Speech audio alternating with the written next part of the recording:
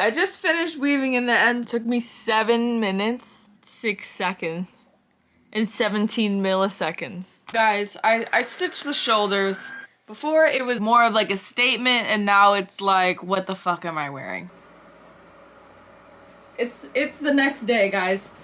I've gotta say that yesterday I completely went in my own lane and took the advice of not worrying about the time and just doing and just creating.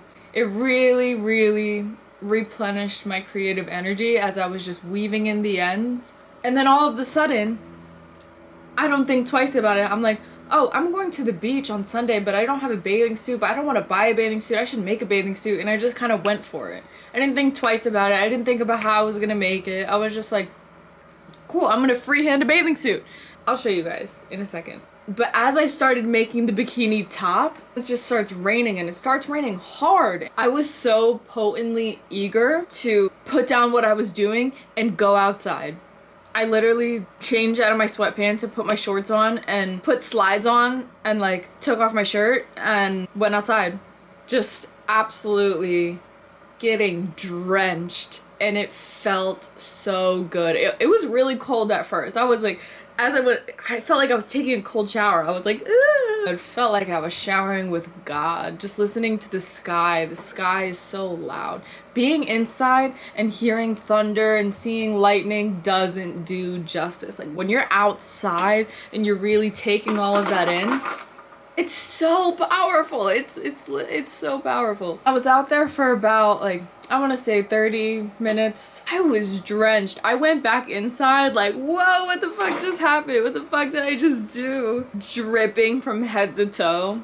Then I continued to work on the top like nothing happened. It makes me want to take every opportunity I can to go and shower out in the rain like that, to get completely drenched. Because it also made my hair feel really good. That rainwater.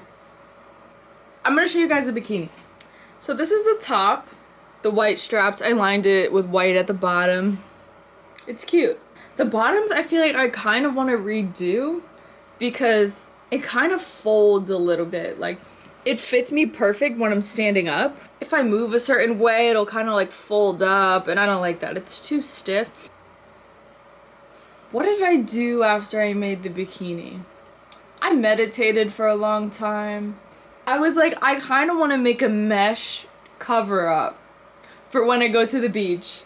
So I started doing that. It's like gonna be like a dress cover up. Okay, let me see. You see? And then that alarm throws me off every time. I'm like, what do I have an alarm for? I have to go see the dog, but I'm gonna tell the story first. So then I went to sleep. But it didn't end there because something happened during my sleep. I had a dream. I had a really weird dream. Me and my boyfriend went to the mall and we went our separate ways, and this lady, she was telling me, oh, I really like your shoes. I know you're gonna like these shoes. And we went into the dressing room together to try on shoes. And I was like, oh, okay, they're really nice. They're really nice. I like the shoes. They were like nice and blue. They were a nice light blue color. Kind of like the bikini. They were kind of like this color. And then she was like, oh, I really think you like these pants too. And the pants were fire. I kind of want to like make the pants. But they were like these nice bright pink tracksuit pants. But they flared at the bottom. And at the bottom there was like all of these like strings and beads. And it was a statement. And then she's like, the pants are $66. And I'm like, $66? And I'm like, man, I don't really have $66 to spend. I kept thinking about my boyfriend, and I was like trying to call him, but I had no reception. So I was like, oh, I'll figure it out later. He's still in the mall. But all of a sudden, I'm not in the mall anymore. You know how dreams, like, they kind of just switch over to the next scene? I'm not in the mall anymore. I'm at somebody's house. But the lady from the mall in the dressing room, she was there.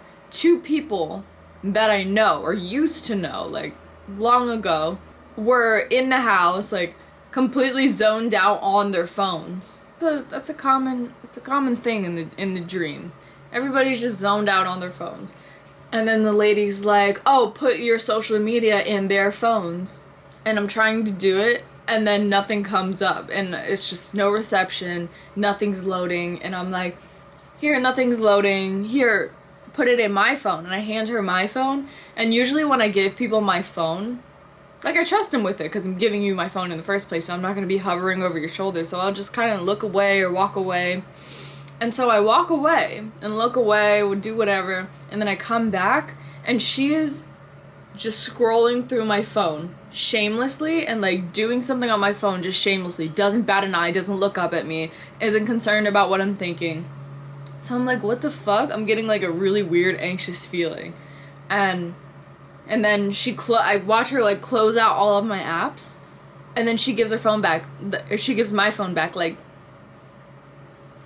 I need to find my boyfriend. I check his location and nothing's loading, and I'm just like, okay, bad reception here. And so it jumps to the next scene where I'm at this house, and it's like everybody's drunk, everybody's like wasted. It's such a weird, it was so weird. But everybody was on their phones. Everybody was like glued to their phones, talking to each other, just kind of mindless, just mindlessly going. And I guess that's a normal thing, but it was creepy. It's creepy. It is creepy. It's creepy in the dream, and it's creepy in real life. Like, come on, wake up, guys. My phone doesn't work. My phone isn't working at all. It's like glitching, and it's coming up with these like pastel watercolor looking screen that's kind of like floating around. It looks like a waiting screen or something. A screen pops up, like a white screen pops up, and it tells me to click the power button 5 times to view my options, to figure out what's wrong, and I do it. And it's coming up like, oh, somebody might have hacked your phone, somebody might have done this, somebody might have done that. And I'm looking at it like, no, this is wrong. They're trying to brainwash me into thinking that these are the issues of the problem that I'm having, so I'll go about it in some of these ways. But really, I'm trapped in the Matrix. I don't know, that's not really the full explanation of the feeling that I was having. But anyways, I'm like freaking out. I'm like, okay, what do I do? And the girl next to me is just telling me to chill. It's whatever, your phone will come back to life. And I'm like, it's not about my phone. It really wasn't feeling like it was about my phone. Everybody else around me was really freaking me out. And it was also that I couldn't find my boyfriend. I was like, that's the only person that is like out of the Matrix right now, and we gotta go. Like, that's my partner in crime right there. So I'm like, what the fuck do I do? I'm flipping out.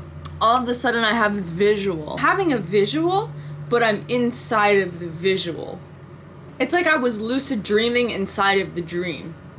So basically, I'm having this visual inside of the dream that I'm at a school, and I'm like outside of a classroom door, and then people are around me kind of like recording inside of the classroom, but everybody in the classroom is kind of like waiting around. It's like looking like they were gonna surprise somebody, and they were like, go, go, go, go, go. And they're telling this girl like to go up on the ceiling, like she was hiding on the ceiling horizontally, kind of like balancing herself like in beams on the ceiling. And then I kind of look outside of the classroom and look up, and there are so many other people doing that on the ceiling. Everybody's smiling, and I completely snap out of the visual, and suddenly I am at this house, but it's not a house, it's more like a hotel. It was like I was on like a 2nd story hotel, and I'm looking out this big window, and I'm like, fuck, like looking out into a parking lot. I'm like, fuck, my phone's still not working. And then there was this guy and this girl there. I feel like all of these people in my dream were people from elementary school and middle school. I don't even know. It was a girl and a guy, and then the girl left, and then the guy was like really flirtatious. He was gross. He was a douchebag. He was trying to touch me, and like I was completely zoned out. Like, I'm trying to get out of here and get back to the mall. I was just trying to find my boyfriend. That's all I was thinking about the entire dream. The entire dream. I tap like this huge iPad. I tap it, and it's like, missed call from Max. And I was like, whoa.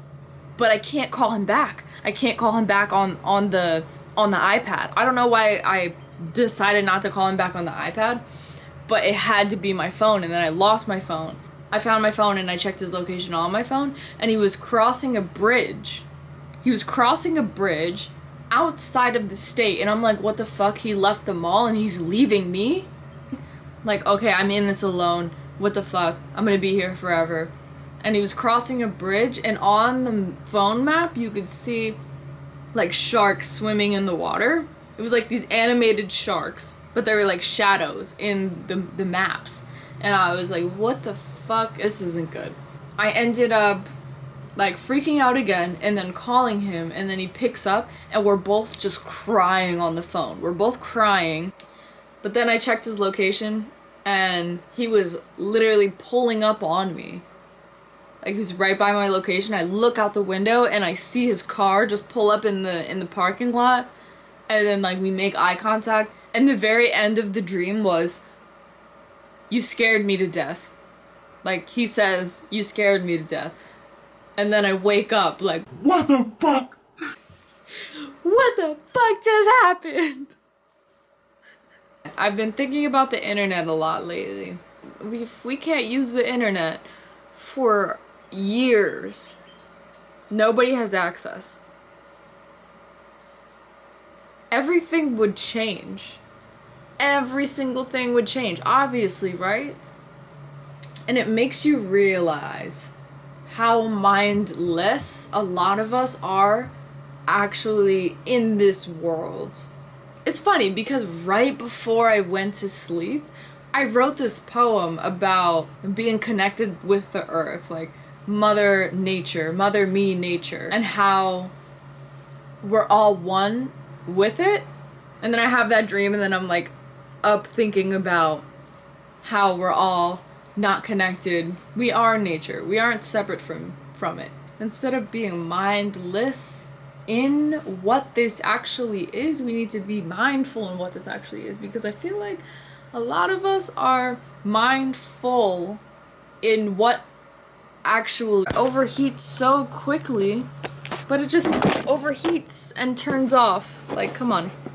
Let me speak, please. I feel like we're mindful in what actually isn't. I feel as though we are mindful when it comes to what we're posting about on social media. Everything is just so social and materialistic. We're mindful about the materials that we have obtained and the materials that we desire to obtain. But we aren't mindful. Most of us aren't mindful of our breath. Most of us aren't mindful about how the wind feels, about how our bodies are feeling, about how we feel after consuming. We consume. We can pay attention to how we feel, but we aren't really connected with the oneness of what this really is, you know? Like, we're so tapped out, and we're taught to be tapped out. And it's crazy because I've came such a long way, but really I'm just getting started. But this is a journey that I'm gonna commit my life to, and that's another conversation. That's a completely other conversation, but I'm gonna go ahead and crochet. My fucking camera's overheating again, and have a good day.